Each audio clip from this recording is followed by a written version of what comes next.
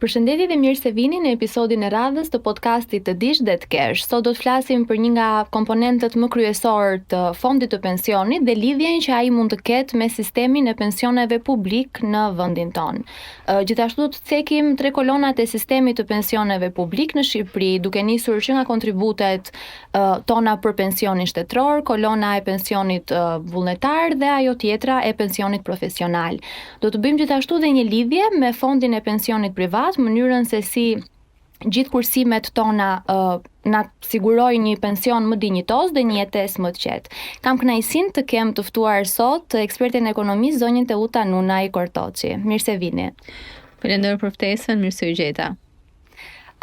Për të hyrë tek tema e sistemit të pensioneve në Shqipëri, si do ta përshkruani situatën aktuale të sistemit të pensioneve publik në vendin tonë, sfidat që ky sistem mund të hasi dhe ato probleme të cilat adreson? Problemi kryesor që ka sistemi pensione në Shqipëri është të ofruari të një pensioni i cili nuk mbulon ato që njihen si pensimet bazike ose kostot e jetesës. Problemi i dytë madhor në këtë rast lidhet me numrin gjithmonë edhe më në reduktim të kontribuesve dhe njëkohësisht numrin gjithmonë edhe në rritje të pensionistëve. Dhe problemi i tretë në këtë rast, pra faktori demografik, lidhet me emigrimin e vazhdueshëm të krahut të punës, por në këtë rast kemi me krahun më profesional, më të kualifikuar,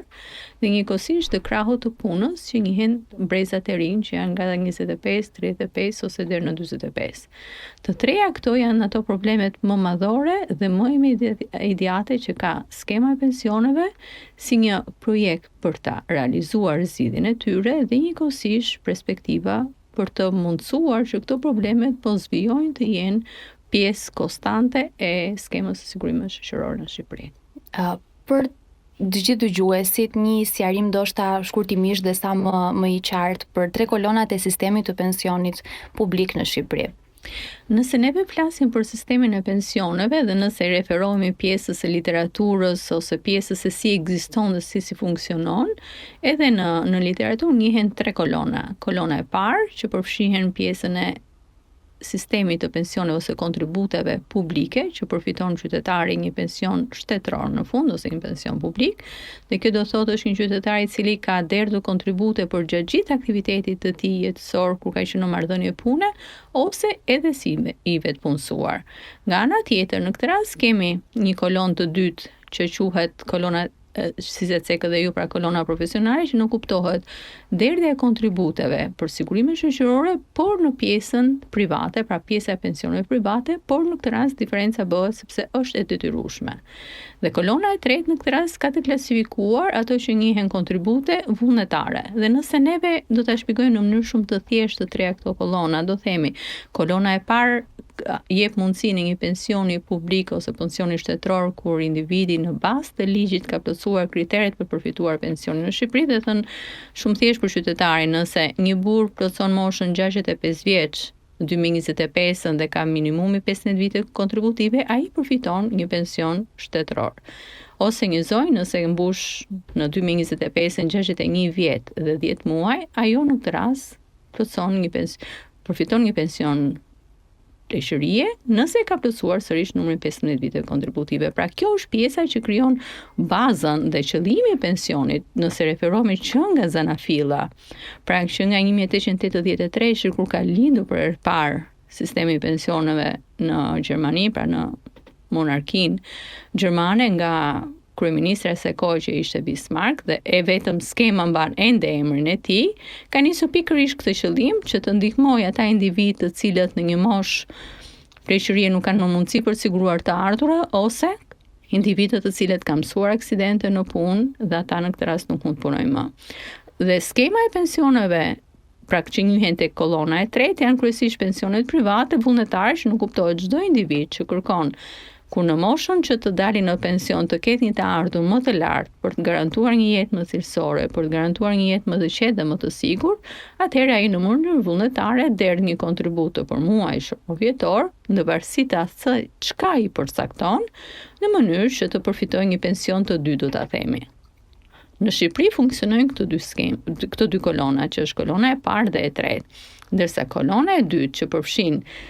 pensionet private që nuk kuptohet jo shtetërore, por gjithmonë të kontrolluar nga institucionet shtetërore të jenë të cilat të detyrueshme, që do thotë siç e ka detyrimin ligjor punojësi dhe punëdhënësi dhe punëmarrësi të derdhë kontributin e sigurimit shoqëror në skemën publike të sigurimit shoqëror, të njëjtën detyrim të ketë edhe për skemën private. Shumë e qartë. Cekët në fillim që nga gjeneza krijimin e sistemit të pensioneve.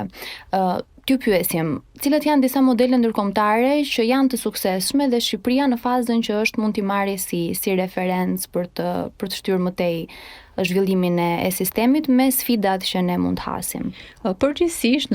në historikun e zhvillimit të ekonomisë së vendeve ka modele të ndryshme dhe modelet e ndryshme ekonomike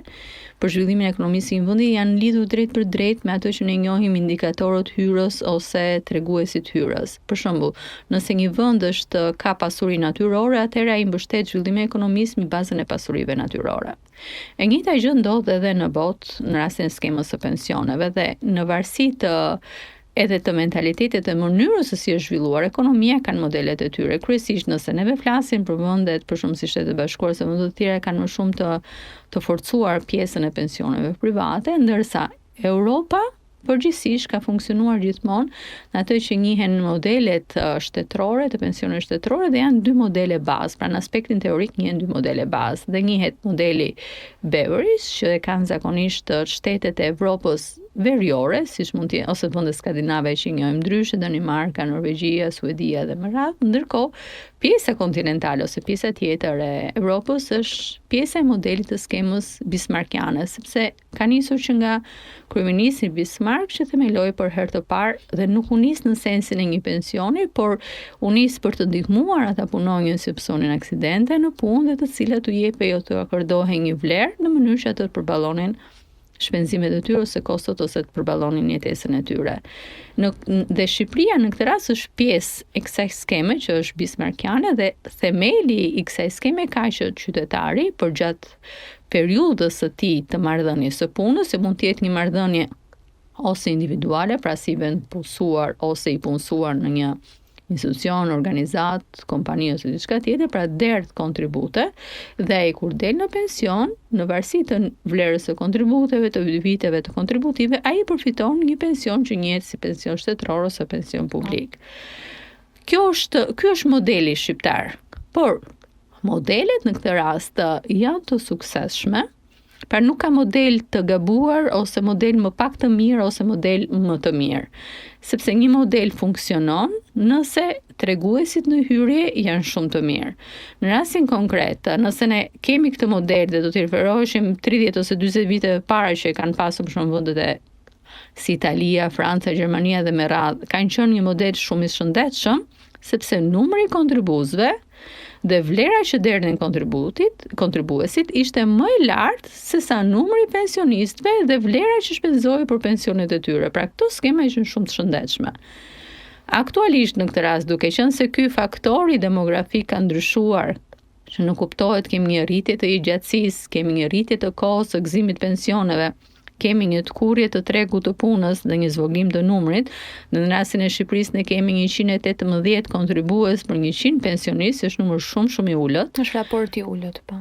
Dhe nga ana tjetër kemi kontribute në vlera minimale, ndërkohë që shpenzimet për pensionistët të rriten, dhe kjo e bën skemën të paqëndrueshme. Skemat që janë aktualisht në Evropë, për shumë që janë shumë të shëndetshme, janë kryesisht shtetet e Evropës veriore, pavarësisht se kanë një model të ndryshëm, por ato kanë ditur ta menaxhonin shumë mirë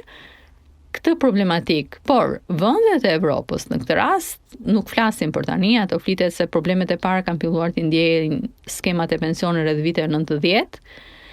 kur u rrit rigjatësia, u rrit numri i punonjësve, u rrit individët që dilnin në pension dhe kishin atë pjesën e të daljes në pension në kohë më të shpejtë, pasi përfitonin 40 vite, por ndërkohë kur ai kishte filluar punën 15 vjeç, do thotë të moshën 55 vjeç ai kishte bërë 40 vite pune, ishte një punë në vazhdimsi, që është një problem që nuk është aktual jo vetëm në Shqipëri, por kudo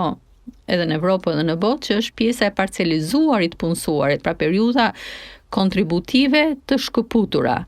Dhe këtu në këtë rast, këto shtete filluan të mendonin për një alternativë të dytë, pra për një të ardhur të dytë, alternative krahas pensionit publik, që ishte pensioni privat, dhe filluan të fusni në skemat e tyre pikërisht kolonën e 2 që ishte pensioni privat. Kjo e mundësonte që të zvoglonte edhe presionin mbi skemën publike, se kur ke një të ardhur, gjithë presioni është mbi të ardhur. Kur janë të ardhur të diversifikuar është më e thjeshtë. Ndaj Shqipëria në këtë rast nuk ka nevojë të marrë një model të gatshëm nga vendet, sepse secili vend ka specifikat e veta, por mjafton që të punoj për të përmirësuar parametrat në hyrës, në mënyrë që kur flasim parametrat në hyrës do thot ulja e informalitetit, rritja e kontributeve, rritja e numrit kontribuesve, pra të stabilizoj tregun e punës në mënyrë në këtë rast që mos ketë një presion kaq shumë vazhdueshëm mbi skemën e sigurimit shoqërore. Thën kjo duke prekur gjithë faktorët që ju përmendët që ndikojnë tek sistemi i pensioneve në Shqipëri. A kanë shqiptarët mjaftueshëm ndërgjegjësim për një kursim afatgjat për moshën e pensionit? Dhe cilat mund të jenë ato alternativa që ndoshta do të japin një shtys gjithë kësaj për vendin tonë? Unë shikoj se jo. Neve në këtë rast nëse referohemi sërish një historik edhe nga vendet e Europës. Përgjithsisht, mentaliteti ose shoqëria në tërësi, shoqëria njerëzore e shihte kujdesin në një moshë kundrejt një individi, një familjari që ishte një detyrim familjar. Pra nëse kishim një individ të smur, ishte familja ajo që përgjigjej, që kujdesej, nëse ishte një individ që ishte në moshën e pleqërisë, do ta quajmë, se atëherë nuk ka pasur pensione,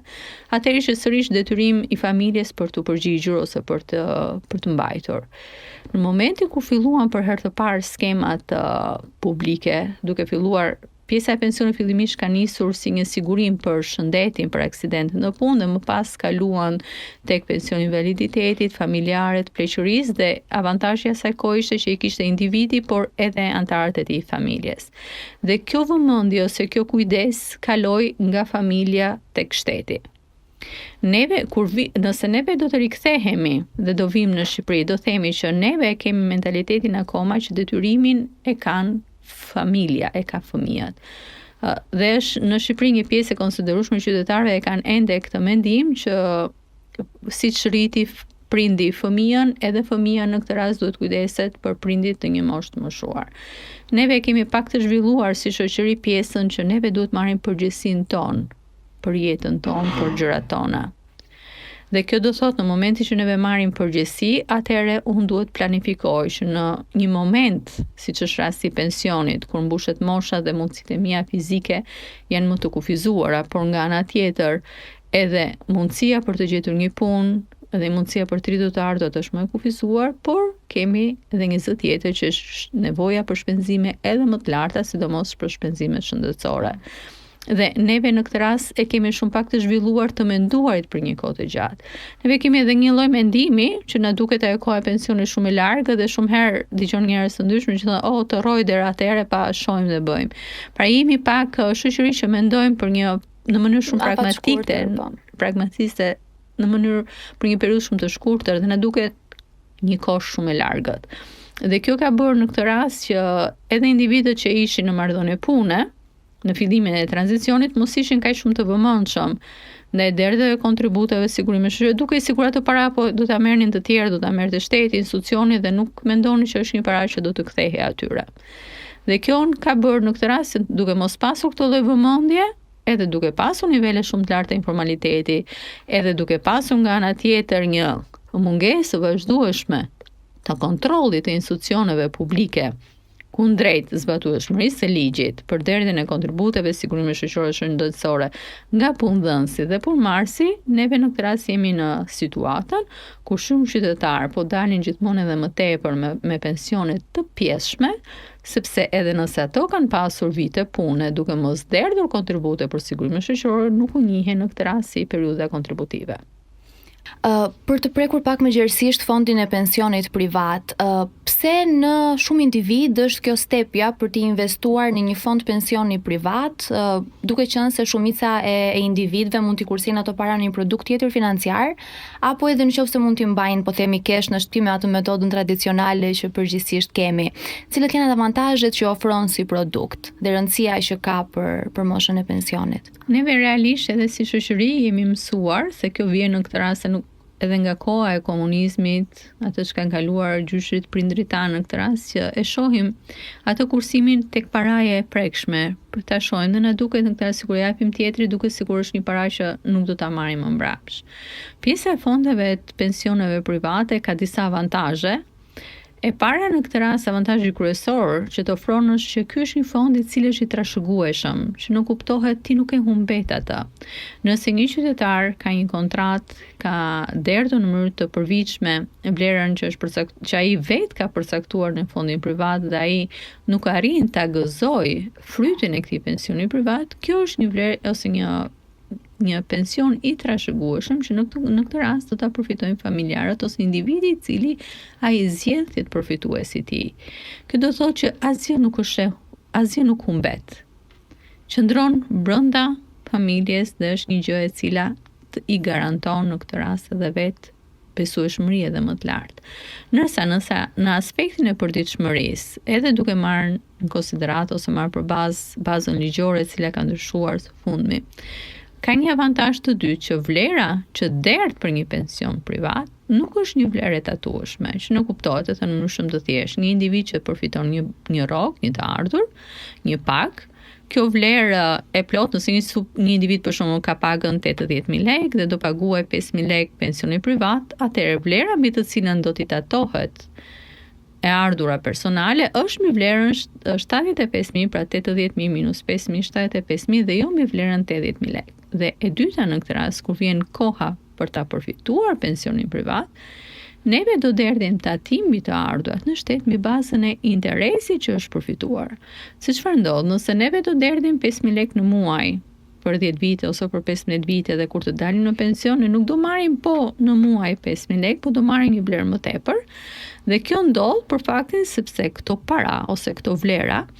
nga kompania që neve kemi zgjedhur për të bërë pensionin privat investohen dhe kompania paguan interes për të ardhurat që neve kemi lënë. Ndaj nga një vlerë 5.000 do jetë një vlerë më të lartë mujore. Dhe ky interes është i përmuajshëm, pra qytetari derdh një vlerë më të vogël dhe përfiton një vlerë edhe më të lartë. Sepse nëse do bëjmë krahasime mes fondeve publike dhe fondeve private, ndryshimi është në këtë rast që fondet private investohen në sektor, investohen në tregje financiare, pra në forma të ndryshme, dhe ne kemi rastin ton kur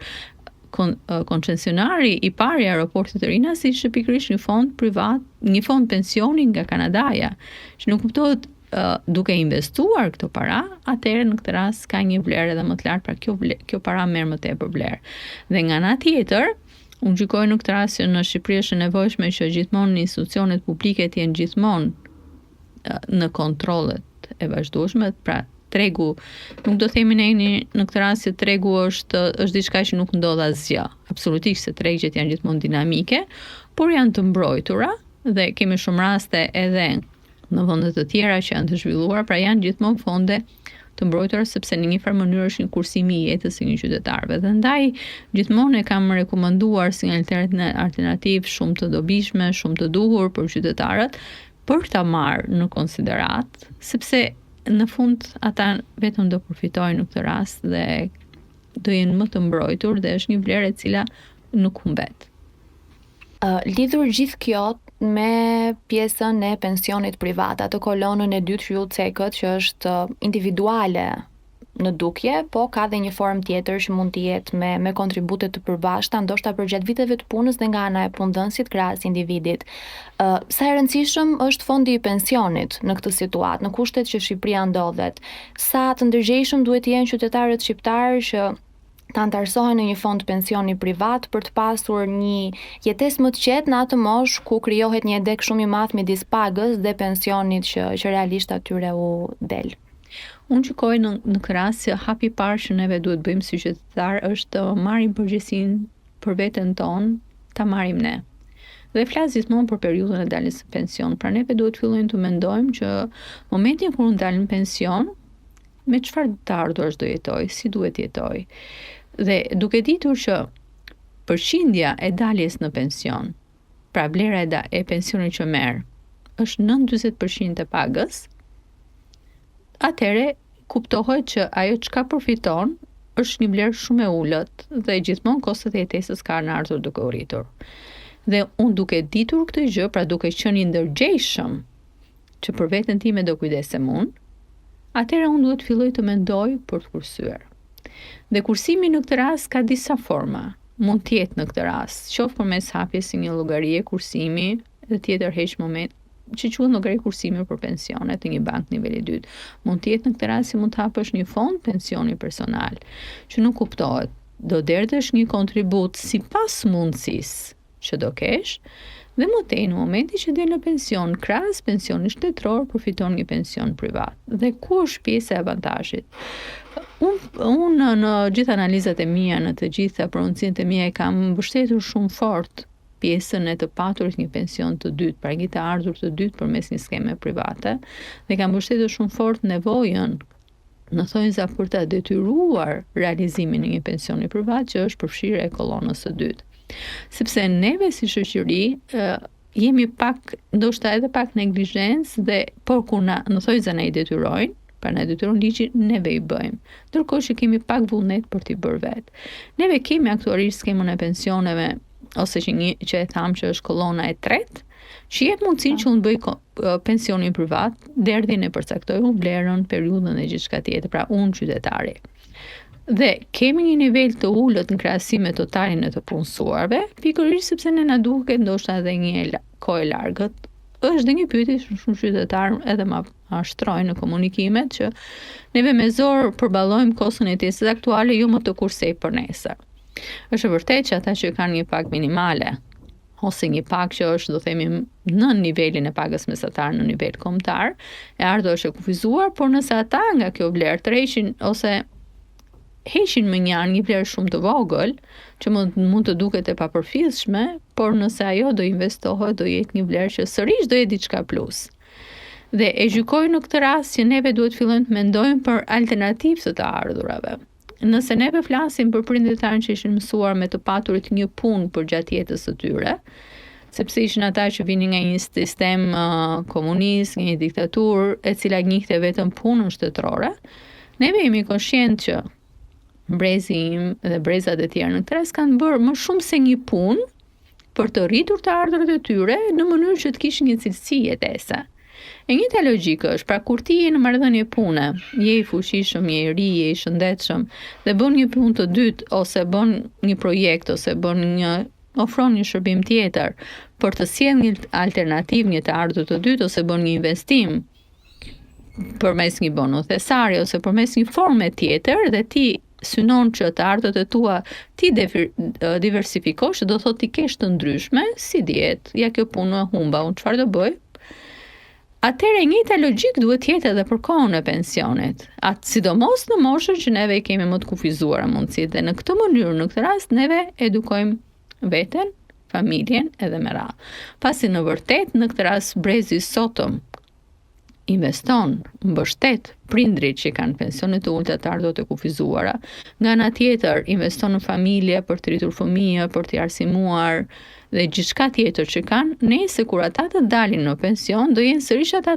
që do kenë nevojë për mbështetjen, për një arsye shumë të thjeshtë, se nëse ti derdh kontributi minimal, atëherë dhe pensioni do ta kesh minimal. Kosto arritet dhe pyetja është kush do të ndihmojë ty në atë moment? Se fëmijët do kenë marrë, do kenë ndryshuar rregullat, marrëdhëniet, do të kenë nisur ciklin e tyre do kenë nisur një jetë të tyre, mund të jenë në një vend tjetër dhe mundësitë mund t'i kenë dhe më të kufizuara. Andaj në këtë rast gjë e parë që unë gjykoj që është nevojshme është ne të fillojmë të ndryshojmë veten tonë individualisht, familjarisht, në aspektin shoqëror, për të menduar për nesër dhe më tej në varësi të mundësive që kemi dhe të ardhurat tona, ka alternativa të ndryshme se si neve në këtë rast mund të sigurojmë dhe të garantojmë një të ardhur më të sigurt në moshën e pensionit, por njëkohësisht që do na japi e para një dinjitet, sepse ne nuk do të shtrim dorën kujt, dhe dyta një qetësie dhe do jemi edhe më mirë akoma. Pra kursimi afatgjatë dhe interesi që del nga investimet e këtij kursimi është e gjitha ajo që bën diferencën dhe që jep vlerë në moshën e pensionit, pastaj pensionit shtetëror. Ju falenderoj shumë për gjithë këmbvështrimin tuaj, të gjitha mendimet e vyera që ndatme ne sot. Do të shihemi sërish në episodin e radhës të podcastit tonë të Dish dhe të Kesh. Deri atëherë, faleminderit.